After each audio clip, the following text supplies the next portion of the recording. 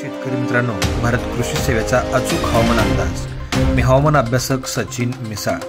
शेतकरी मित्रांनो, आज आहे 28 नोव्हेंबर 2024।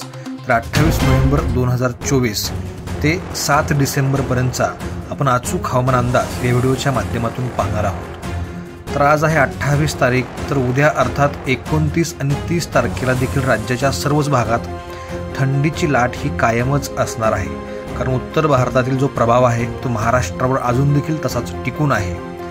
परंतु 1 तारखेला मात्र तापमानात थोडीशी वाढ होईल, अर्थात ढगाळ वातावरण हे राज्यामध्ये असण्याची शक्यता निर्माण झालेली आहे। सध्या राज्यातील तापमान 10 अंश सेल्सिअस पर्यंत खाली आलेलं आहे। काही ठिकाणी 10 आहे तर काही ठिकाणी 12 आहे। हे जे थंडीचं प्रमाण आहे हे निश्चितपणे 1 तारखेपासून कमी होणार आहे आणि राज्यामध्ये 1 तारखेपासून 7 तारखेपर्यंत वातावरण जे आहे ते ढगाळ असणार आहे। शेतकरी मित्रांनी काय करायचं आहे, तर 29 आणि 30 तारखेला आपली द्राक्ष असेल, कांदा असेल, मका असेल, सध्या यांचं जे नियोजन आहे ते अगोदरच करून घ्यायचं आहे। कारण कांद्याचं सध्या हार्वेस्टिंग चालू आहे, द्राक्ष पिकातून सध्या माल बाहेर पडतो आहे, काही ठिकाणी वांज काढणे चालू आहे।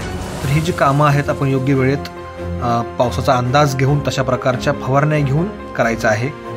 शेतकरी मित्रांनो, हा जो पाऊस आहे दक्षिण भारतातून याला सुरुवात होणार आहे। 2 तारखेला वातावरण अधिक ढगाळ राहील परंतु पाऊस नसणार आहे। परंतु 3 तारीख ते 6 तारीख या दरम्यान राज्यातल्या काही भागामध्ये, संपूर्ण भागात नाही तर खास करून पश्चिम महाराष्ट्रामध्ये मध्यम ते हलका पाऊस हा असणार आहे। त्याचबरोबर मराठवाडा, विदर्भ, पश्चिम महाराष्ट्रातील बरेच जिल्हे आणि कोकणात हा पाऊस तुरळक स्वरूपात पडू शकतो। शेतकरी मित्रांनो, या पावसाचा प्रभाव खास करून पश्चिम महाराष्ट्रावर अधिक राहण्याची शक्यता नाकारता येत नाही।